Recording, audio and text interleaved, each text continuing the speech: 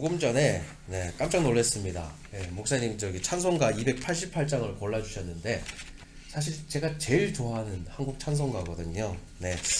하나님께서 오늘 이 올람교회에서 이 일본에 대해서 말씀을 선교에 대해서 또 나누고 또 말씀을 전하는 데에 하나님께서 기뻐하시고 또 저에게 위로를 주시는 것 같습니다. 좀 전에 우리가 잠언 16장 9절 말씀을 읽었습니다. 사람이 마음으로 자기의 길을 계획할지라도 그의 걸음을 인도하시는 이는 여호와시니라 라고 기록되어 있습니다. 참 저희의 선교는요, 되돌아보면 저희가 한 것은 아무것도 없음을 고백합니다. 일본에 가서 이거 해야지 저거 해야지 라고 많은 계획을 세웠지만 실제로 저희의 계획대로 된 것은 아무것도 없습니다. 한마디로 말씀드리면 저희의 선교는 저희가 한 것이 아니라 모든 것을 하나님께서 하셨다라고 말씀드릴 수 있습니다. 오늘은 그 모든 것을 이루신 하나님의 그 은혜를 잠깐 나누고자 합니다. 이대로 두시면 됩니다. 그 전에 일본에 대해서 잠깐 소개하도록 하겠습니다. 일본은 여러분들 아시는 것처럼 아주 가깝습니다. 인천공항, 저희가 이제 인천공항을 통해서 이제 안식년 때 입국을 했는데요. 일본에서 인천공항까지 1시간 반밖에 걸리지 않습니다. 일본에 있는 저희 집에서 인천공항 도착한 시간하고 인천공항에서 대구까지 오는 시간하고 비교했을 때 인천에서 대구 오는 시간이 더 걸릴 정도로 가까운 나라가 일본입니다. 그런데 일본이라고 하면 왠지 우리 민족, 특히 한민족의 마음에는 뭔가 거리감이 있습니다. 가깝지만 먼 나라 그 일본에 대해서 잠깐 소개해 드리도록 하겠습니다. 다음 장면 부탁드리겠습니다. 아시는 것처럼 일본은 자연재해가 많은 나라입니다. 얼마 전에 이제 튀르키예에도 큰 지진이 나서 이제 많은 생명이 이제 목숨을 잃고 많은 피해를 입었지만 일본 역시 늘 지진이 있는 나라입니다. 저희도 예전에 일본에 있을 때에는 가끔 약한 지진을 종종 느낄 정도입니다. 그런데 이런 잦은 자연재해는 일본 사람들에게 큰 영향을 끼쳤습니다. 언제 태풍이 오고 지진이 오고 폭염 폭설로 인해서 내 친구가 떠나버릴지 모른다라는 생각 때문에 일본 사람들은 미래를 바라는 것보다 지금 내가 잘 먹고 잘 사는 것을 중요하게 생각합니다. 일본 사람들은 100년 된 200년 된 건축물을 바라보면서 와 감탄하지 않고 100년 된 200년 된 가게가 만든 그런 손톱깎이, 부채, 손빛과 같은 것들을 가지고 다니면서 품에 넣고 바라보는 것을 좋아합니다. 이런 건축물들은 언제 자연재해로 인해서 무너질지 모르기 때문입니다. 때문에 일본 사람들은 미래에 대해 생각하지 않고 아까 말씀드린 것처럼 지금 내가 잘 먹고 잘 사는 것을 너무 중요하게 생각합니다. 그런데 이러한 부분이 복음을 전하는 데에 어려움으로 다가옵니다. 우리는 복음을 전할 때에 하나님의 나라, 천국에 대해서 복음을 설명하면서 복음을 전할 때가 있습니다. 그런데 일본 사람들은 죽음 이후에 이 세상의 삶 이후에 찾아가는 그런 하나님의 나라에 대해서는 지금 당장 일어나는 일이 아니라 미래에 일어날 있는 일이기 때문에 별로 중요하게 생각하지 않습니다. 미래에 내가 죽은 이후에 천국에 가는 것보다 지금 내가 잘 먹고 잘 사는 것을 더 중요하게 생각합니다. 이런 부분들이 복음을 전하는 데에 어려움으로 다가옵니다. 다음 장면 부탁드리겠습니다. 또한 일본은 우상의 나라입니다. 다양한 신이 있는 나라입니다. 한국에 오면 이 올람교회를 비롯해서 곳곳에 교회가 많습니다. 저희는 한국에 와서 곳곳에 이 교회를 보고 너무 감사했습니다. 그런데 일본은 그렇지 않습니다. 거리 곳곳에 사진에 보시는 신사 그리고 절들이 많이 있습니다. 저는 어릴 때 이 동네 교회 마당에서 뛰어놀았던 경험이 있습니다만 일본의 아이들은 신사의 마당에서 뛰어노는 아이들이 많습니다. 일본은 야요로즈라고 해서 800만 신이 있는 나라입니다. 신이 800만이나 될 정도로 너무도 많은 신이 존재하는 나라입니다. 때문에 신에 대한 경외심이 별로 없는 것 같습니다. 제가 예전에 자료조사를 위해서 한 신사를 찾아갔을 때입니다. 그런데 그곳에는 청년 2명이 있었습니다. 청년 1명이 신사에 동전을 넣고 이렇게 박수를 2번 치고 이렇게 인사한 다음에 신사에 참배를 했습니다. 죄송합니다. 그런데 옆에 있는 친구가 자기의 친구가 신사 참배하는 모습을 가만히 바라보더니 나도 이 녀석에게 소원이나 한번 빌어볼까라는 겁니다. 자기가 소원을 빌려고 하는 그 신에게 경외의 표현을 하지 않고 이 녀석이라는 아주 하등의 표현을 사용하고 있습니다. 이처럼 신이 많은 가운데에 일본 사람들은 신에 대한 존경심은 그렇게 많지 않습니다. 자연스럽게 예수님에 대해서도 일본에 있는 다른 신들과 동일한 신으로 한가지 생각을 하고 있어서 하나님에 대해서도 그렇게 경외감을 가지지 않고 있습니다. 다음 장면 부탁드리겠습니다. 이번에는 일본 사람들에 대해서 잠깐 말씀을 드리고자 합니다. 저희가 만난 일본 사람들을 한마디로 표현하자면 외로운 사람들입니다. 사진의 이쪽에는요, 노숙자들의 사진이 그려져 있습니다. 일본의 노숙자들 가운데에는 집이 있고 직장이 있는 노숙자들이 있습니다. 집이 있고 직장이 있는데도 불구하고 일이 마치고 나면 집으로 가는 것이 아니라 공원에 있는 자신의 천막으로 갑니다. 일본의 한 방송국에서 다큐멘터리를 만들면서 왜 당신은 집이 있고 직장이 있는데 이 노숙 생활을 합니까? 라고 물어보았습니다. 그때 그 노숙자가 이렇게 대답했습니다. 집안에서 나를 바라보는 가족들의 눈빛보다 공원의 밤이슬이 훨씬 따뜻합니다. 그래서 나는 노숙의 삶을 선택합니다. 라고 이야기했습니다. 너무나 확연한 개인주의는 가족 간에도 이처럼 차가움을 느낄 정도로 일본 사람들의 마음속에는 외로움으로 자리 잡고 있습니다. 또한 어떤 사람들은 학교나 직장에서 친구들, 동료들과 함께 식사하는 것조차 부담스러워하는 이들이 있습니다. 그래서 이들은 도시락을 들고 자기가 혼자 있을 수 있는 공간을 찾아갑니다. 일본의 공원에 가면 많은 사람들이 공원 벤치에 홀로 앉아서 도시락을 먹는 모습을 볼 수 있습니다. 그런데 그들 가운데에는 그렇게 공개되는 것조차 싫어서 이와 보시는 화장실에 가서 밥을 먹는 사람도 있습니다. 화장실이라 하더라도 자기만의 공간이기 때문에 그곳에서 조용히 밥을 먹는 것이죠. 밥을 먹으면서 나에 대해서 이야기하고 상대방에 대해서 듣는 것조차 싫어하는 사람들입니다. 우리나라 말로 직역하면 화장실 밥이라는 표현인 토일의 메시라는 말이 일본어 사전에도 등장할 정도입니다. 이처럼 일본 사람들은 많이 외로운 사람들입니다. 다음 장면 부탁드리겠습니다.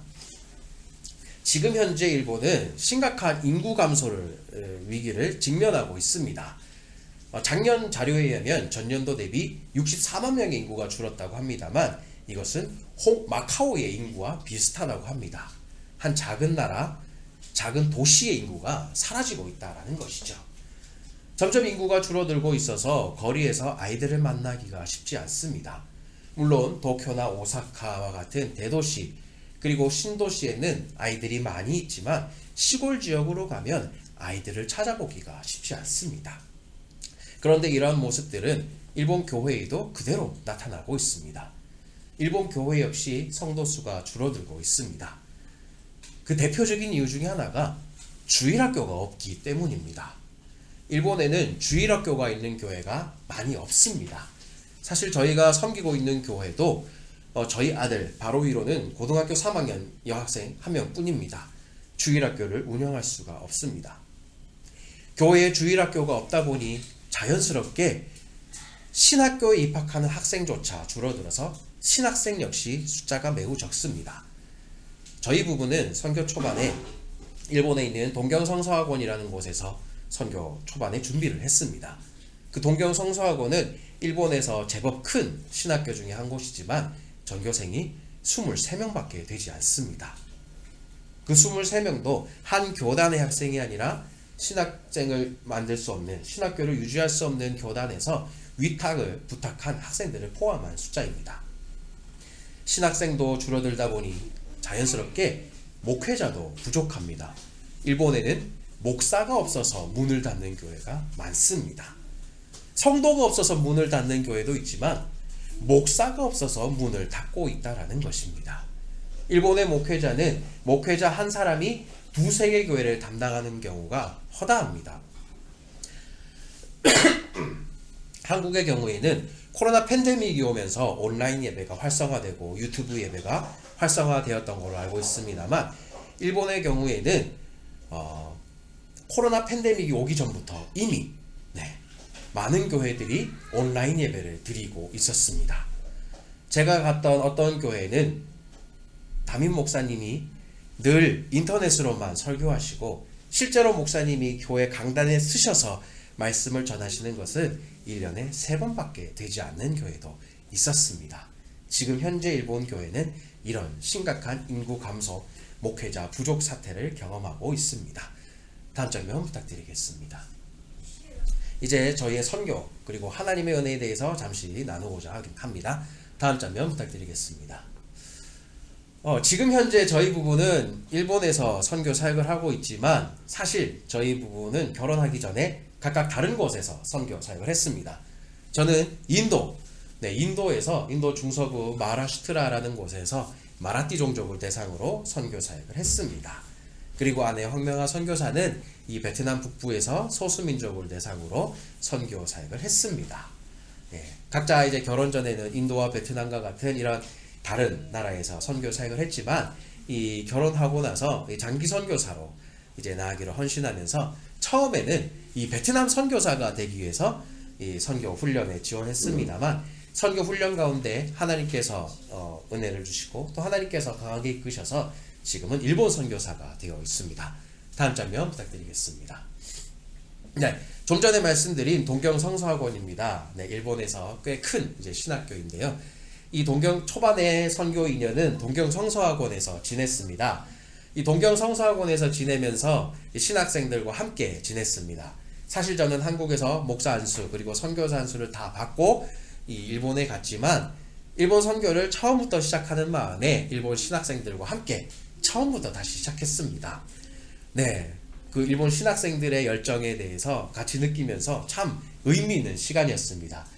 일본 신학생들과 함께 지내면서 일본어를 배우고, 일본인들이란 어떤 사람들인가에 대해서 배우고, 또 함께 봉사하면서 일본 교회는 어떻게 섬겨야 하는가에 대해서 배운 아주 귀한 시간이었습니다. 그런데 가장 귀했던 경험 중에 하나는 일본 신학생들과 함께 전도했던 기억입니다. 사실 저는 한국에서 일본 선교를 준비할 때에 일본 사람들은 전도하지 않는다라고 생각하고 있었는데, 그것은 잘못된 생각이었습니다. 일본은 우리와 다른 방식을 사용할 뿐 전도하는 사람들이었습니다. 일본 사람들은 교회에 행사가 있거나 할 때에 이 주보보다 작은 크기의 이 전단지를 만듭니다. 혹은 A4 용지 정도의 전단지를 만들어서 이 전단지를 이 교회 주변에 집집마다 우편함에 넣는 그런 전도를 합니다. 한 번은 이 신학생들과 함께 전도 축제를 계획했습니다. 학교 운동장에 체육대회를 열어서 주변에 초등학생들을 초청하려고 했던 것이죠. 근데 그때 조금 안타까운 기억이 한 가지 있습니다. 신학생들과 함께 전단지를 만들어서 학교 앞에서 전단지를 나눠줬습니다. 다음 주 목요일날 체육대회 하니까 꼭 와서 같이 놀렴이라고 이야기했습니다. 그렇게 온 아이들에게 교회를 소개하고 또 점점 하나님에 대해서, 예수님에 대해서 소개하고 싶어서였죠. 그런데 어떤 아이가 전단지를 받고 집에 가다가 한 10분 정도의 거리를 갔다가 다시 돌아오더니, 그 전단지를 읽어보니까 저는 이날 시간이 없어서 참여를 못할 것 같습니다 라고 하면서 전단지를 돌려주는 겁니다. 보통 우리 같으면 이 전단지를 바닥에 버렸을 텐데, 이 아이는 굳이 그 10분 거리를 돌아와서 전단지를 돌려주고 갔던 것이죠. 처음에는 이 전단지를 돌려주는 아이를 보면서, 야, 매너가 너무 좋다, 버리지 않고 다시 돌려주고 우리가 만든 이 전단지를 만든 이 정성을 생각해주니 너무 좋다라고 생각했는데, 집에 돌아가는 길에 안타까운 마음이 들었습니다. 혹시 이 아이가 약속이 있다 하더라도 이것을 돌려주지 않고 이 전단지를 계속 갖고 있었으면 어땠을까라는 생각을 해봤습니다. 그 다음 주에 혹시 만약에 이 아이가 무슨 일이 생겨서 약속이 없을 때에는 전단지를 보고 체육대회에 와서 교회에 대한 이야기를 듣고 또 나아가서 하나님에 대해서 들을 기회가 있었을 텐데, 그것을 차버리는 것 같아서 너무도 안타까웠습니다. 다음 장면 부탁드리겠습니다. 저희는 지금 현재 섬기고 있는 교회가 있습니다. 네, 일본 교회입니다. 네, 일본 효고현에 위치한 카코가와 메구미 그리스도 교회입니다. 이 카코가와는 지역 이름이고요. 메구미는 한국말로 하면 은혜입니다. 예, 그리스도는 예수, 기독교라고 할 수 있겠죠. 오사카에서 자동차로 1시간 반, 그리고 고베에서는 자동차로 40분에서 1시간 정도 떨어진 곳입니다. 1981년에 세워진 일본인 교회고요. 이 일본 가정집을 개조해서 교회로 만든 곳입니다. 사실 카코가와 교회 역시 오랜 기간 동안 카코가와 메구미 교회만의 목회자가 없던 교회였습니다. 옆 도시 고베 교회는 목사님이 부부 목사님이셨는데요. 한 주는 남자 목사님이 고베, 여자 목사님이 카코가와, 그 다음 주는 여자 목사님이 고베, 남자 목사님이 카코가와 교회, 이렇게 예배를 드리시면서 13년 동안 이렇게 섬겨 오시던 교회였습니다. 그런데 그 중에 한 분이 은퇴를 하시게 되었고 카코가와 메구미 교회는 목회자가 없는 상황에 처해지게 되었습니다. 일본 저희가 협력하고 있는 일본 홀리네스 교단에서 저희에게 카코가와 메구미 교회를 섬겨줄 것을 부탁을 했고, 저희는 그에 따라서 지금 현재 카코가와 메구미 교회에서 섬기고 있습니다. 네, 성도 수는 한 18명 정도 되고요. 네, 거의 대부분 가족 중심으로 이루어진 교회입니다. 예. 저희가 살고 있는 카코가와는 한국인이 거의 없습니다. 그래서 메구미 교회 역시 한국인은 단 한 사람도 없는 그런 교회입니다. 다음 장면 부탁드리겠습니다. 그런데 저희가 카코가와 메구미 교회에 처음 도착한 날이 2020년 4월입니다. 여러분 잘 아시죠? 2020년 4월이 어떤 때인지. 코로나가 시작된 때입니다. 코로나가 심해지기 시작된 때입니다. 저희가 카코가와 메구미 교회에 도착했을 때 첫 주는 성도 여러분들과 함께 예배를 현장에서 드릴 수 있었습니다.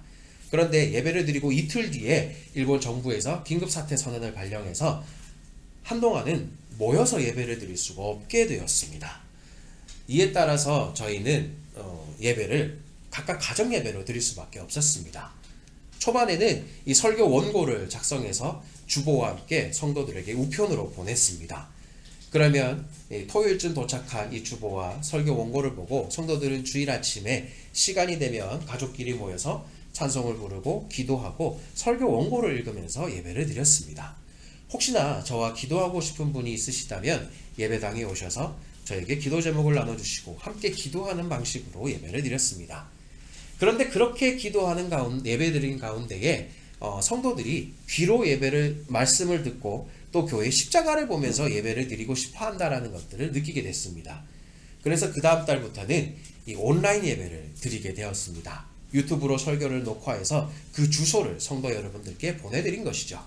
그러면 성도들은 여전히 집에서 찬송 부르고 기도하고 설교 시간에는 이 영상을 보면서 예배를 드리게 되었습니다. 이후 긴급사태 선언이 해제됐을 때에, 그리고 모여서 예배 드리게 되었을 때에도 이렇게 예배를 드리지만 이렇게 보시는 것처럼 라이브 중계를 동시에 합니다. 혹시나 예배당에 못 오시는 분들을 위해서 함께 예배 드리도록 하기 위해서입니다. 그런데 이렇게 유튜브로 예배를 드리는 것이 한 가지 장점이 됐습니다. 제가 지금 현재 안식년으로 한국에 나와 있지만 카코가와 메구미 교회 예배를 섬길 수 있는 것이죠. 네. 카코가와 메구미 교회 예배를 제가 주중에 녹화를 해서 유튜브로 만들어서 성도들에게 그 주소를 보내드립니다. 성도들은 여러분들처럼 예배당에 그렇게 앉으셔서 찬송 부르고 기도하시고 또 헌금도 하시고 또 그리고 설교 시간이 되면 그 제가 보내드린 영상을 보면서 그렇게 예배를 드리고 있습니다. 이제 다음 달 3월 2일에 저희가 다시 이제 안식년을 종료하고 일본으로 돌아가게 되는데요. 그 전까지 이제 몇 번 더 이렇게 일본어로 설교해야 하는 가운데 있습니다. 다음 장면 부탁드리겠습니다. 카코가와 메구미 교회에 있었던 것 중에 참 여러 가지 은혜의 이야기들이 있지만 그 중에 두 가지만 여러분들과 함께 나누고자 합니다. 먼저 저의 실패를 발판 삼아 주신 하나님에 대해서 잠시 나누고자 합니다. 저는 좀 전에 여러분들께 인도에서 선교 사역을 했다라고 말씀을 드렸습니다. 저는 2004년에 1년간 그리고 2014년에 5개월간 인도에서 단기 사역을 했습니다. 그런데 제가 섬기는 그 마라띠 민족은요, 마라띠어라는 자기만의 언어를 사용하는 민족입니다. 저는 처음에 이 마라띠 민족에게 복음을 전하기 위해서는 마라띠어를 공부해야 되겠구나라고 생각했습니다. 하지만 마라띠어를 공부할 수가 없었습니다. 왜냐하면 제가 2004년 섬겼던 그 지역이 너무도 인도에서는 유명한 교육의 도시였기 때문입니다. 인도의 옥스퍼드, 인도의 캠브리지라고 불리는 유명한 대학들이 있기 때문에 인도 각 지역 전역과 세계 곳곳에서 유학생들이 몰려드는 곳입니다. 그렇기 때문에 제가 섬겼던 그 도시는 영어만 해도 충분히 선교 사역을 할 수 있었던 곳입니다. 마라띠어를 굳이 배울 필요가 없었습니다. 영어만 해도 그곳의 교회의 청년들, 청소년들, 성도들과 깊이 있는 관계를 맺을 수 있었고 선교 사역을 해나갈 수 있었습니다. 사실은 지금도 그 도시에서 그때 만났던 청년들과는 페이스북으로도 연락을 주고받을 정도로 친밀한 관계가 되었습니다. 그래서 저는 마라띠어를 배우지 않았던 겁니다. 영어만 해도 충분히 사역을 할 수 있었던 것이니까요. 그런데 2014년 하나님께서는 저를 같은 마하라시트라 주이지만 다른 도시로 보내셨습니다. 그런데 그 도시에는 영어를 사용하는 사람이 매우 적었습니다. 인도 목사님 이외에는 영어로 대화할 수 있는 사람이 없었습니다. 교회 성도들 대부분은 영어를 사용하기보다는 자신들의 언어인 마라띠어를 사용하는 사람들이었습니다. 영어만 할 수 있었던 저는 그 도시에서의 생활이 너무 불편했습니다. 하지만 괜찮았습니다. 물건 사는 것은 바디랭귀지를 해서 살 수 있었고 설교할 때에는 인도 목사님께서 통역을 해주셨기 때문입니다. 그런데 가장 안타까웠던 것 중에 하나는 그 인도 시골 교회의 성도들, 시골 교회의 아이들, 시골 교회 청소년들과 마음과 마음을 나눌 수 없었다라는 것입니다. 제가 만난 예수님에 대해서 소개하고 싶었고 그들이 만난 예수님에 대해서 듣고 싶었고 저의 기도 제목을 나누고 그들의 기도 제목을 듣고 함께 기도하고 싶었지만 그럴 수가 없었습니다. 제가 마라띠어를 할 수 없었기 때문입니다. 아무리 마라띠어를 공부하려고 했지만 잘 되지 않았습니다. 이미 처음부터 마라띠어는 필요 없다라고 생각했었기 때문인지도 모릅니다.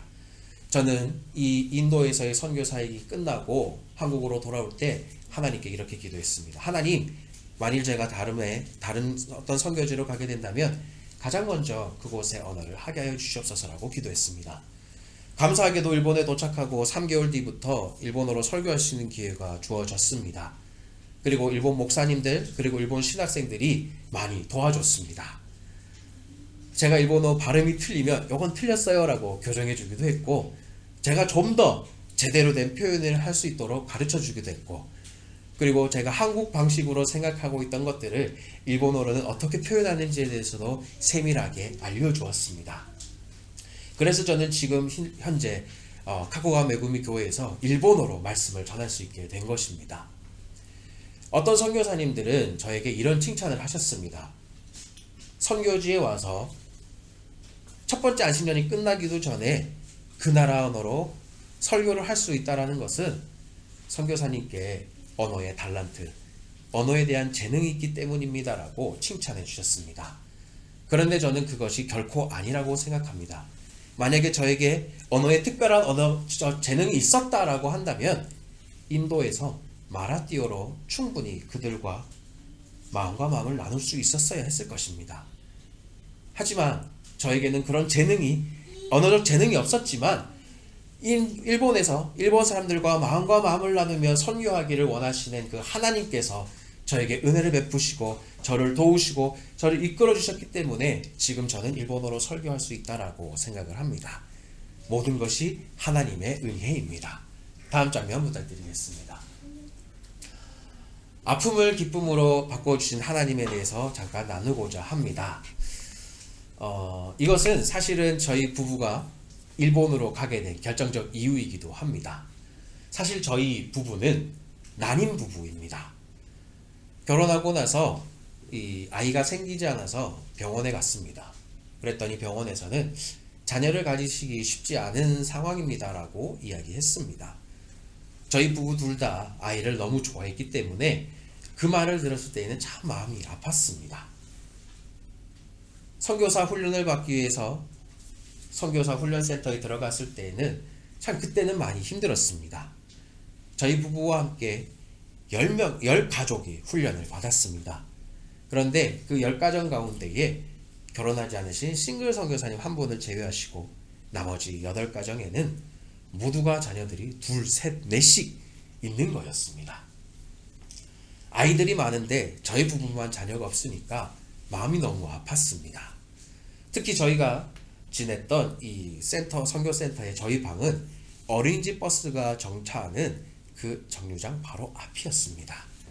아침 식사 시간에 아이들이 어린이집에 가기 위해서 버스를 타러 와 하고 갈 때, 저녁 식사 시간에 아이들이 어린이집 마치고 와 하고 돌아올 때 저희 집은 침묵의 시간이었습니다. 식사 시간 다른 집은 시끌벅적하게 밥을 먹지만 저희 집만은 침묵의 시간이었습니다.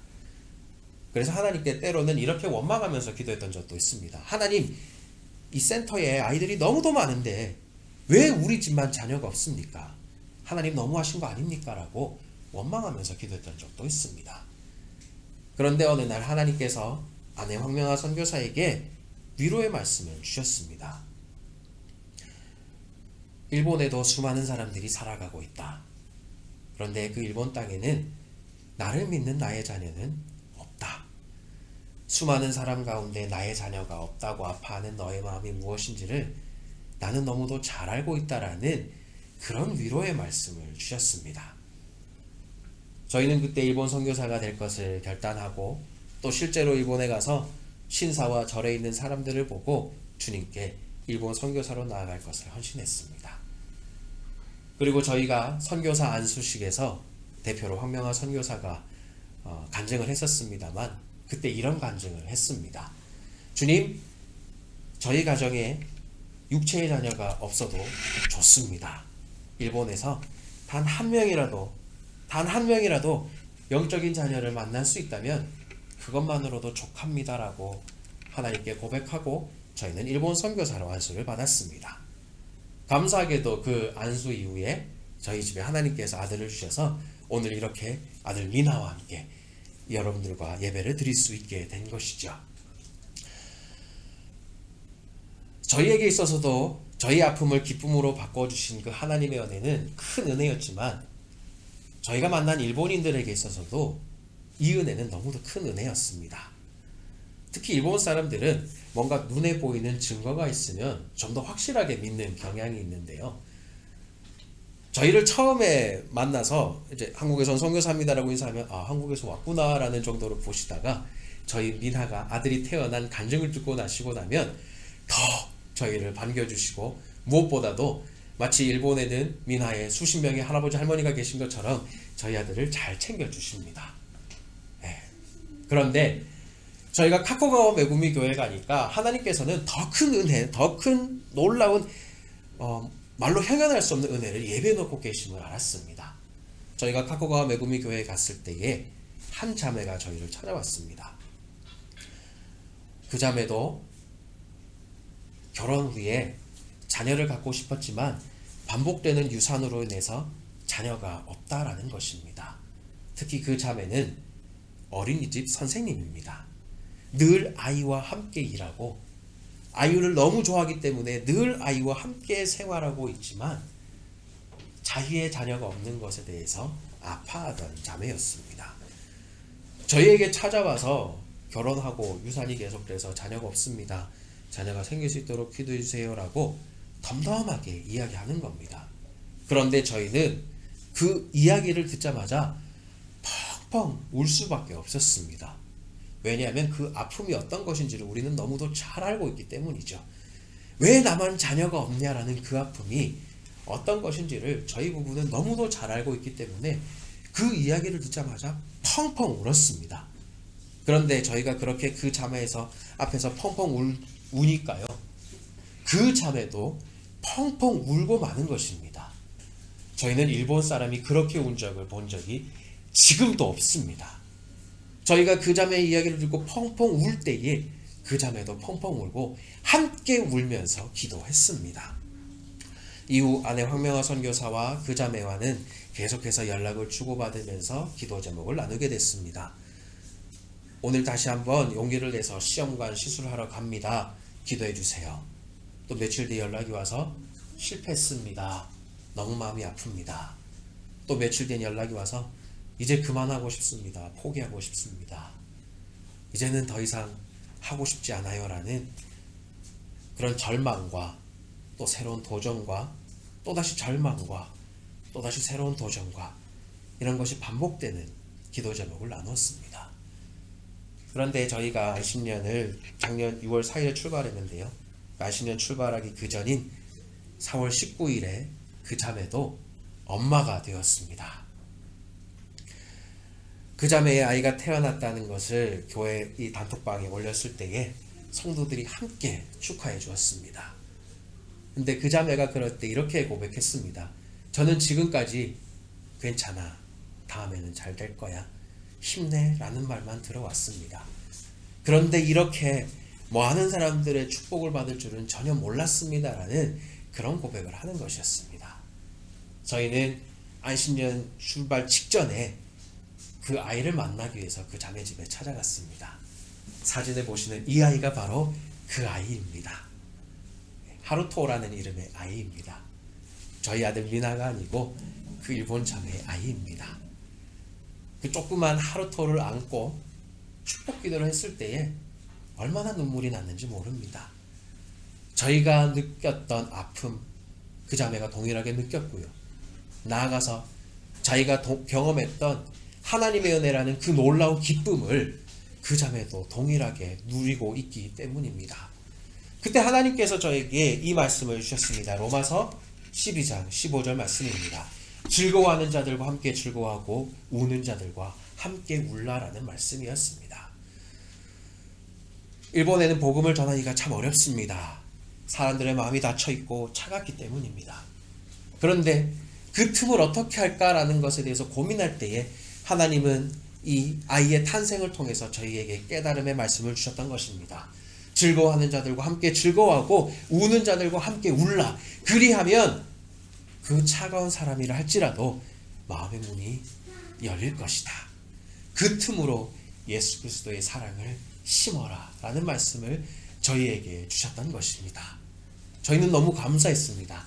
안식년 직전에 하나님께서 이런 깨달음을 주셨기 때문이죠. 말씀드린 것처럼 저희는 다시 한번 3월 2일에 다음 점명 부탁드립니다. 일본으로 들어가서 이제 복음을 전하려고 합니다. 다시 섬기려고 합니다. 다음 점명 부탁드리겠습니다. 기도해 주셨으면 좋겠습니다. 말씀드렸던 것처럼 즐거워하는 자들과 함께 즐거워하고 우는 자들과 함께 울면서 그들의 마음을 위로하고 나아가서 진정한 위로자이신 예수 그리스도를 소개할 수 있도록 그리고 나아가서 그들이 구원의 길로 나올 수 있도록 우리가 그렇게 선교할 수 있도록 기도해 주셨으면 좋겠습니다. 우리가 계획한 것이 아니라 모든 것을 이끄시는 하나님께 순종하여서 모든 길을 계획하시고 인도하시는 그 하나님의 은혜에 하나님의 말씀에 순종하면서 나아갈 수 있도록 기도해 주셨으면 좋겠습니다. 이 올람교회 역시 제가 주보를 보고 참 감사했습니다. 선교적 교회. 제가 여기 봤을 때요. 고아와 가부와 계기 교회 중심이 되는 이 복음의 공공성을 위한 공동체 기도 제목을 보고 감사했습니다. 이 올람교회 역시 하나님께서 주신 그 로마서 12장 15절의 말씀처럼 이 주변의 이웃들과 함께 즐거워하고 함께 우는 교회가 되었으면 좋겠습니다. 그래서 이웃들의 마음을 위로하고 그 위로하는 마음에 예수 그리스도의 사랑을 전할 수 있는 교회가 되었으면 좋겠습니다. 한국도 점점 사람들의 마음이 차가워져 가는 것 같습니다. 한국도 사람들의 마음이 점점 닫혀져 가고 있는 것 같습니다. 이런 가운데에 우리 올람교회가 먼저 그들과 함께 즐거워해주고 함께 울어준다면 그 닫혀있던 마음이 열리지 않을까 확신합니다. 그 열린 틈으로 예수 그리스도의 복음을 전하는 우리 올람교회 그리고 제가 되기를 여러분과 제가 되기를 바랍니다. 기도하겠습니다.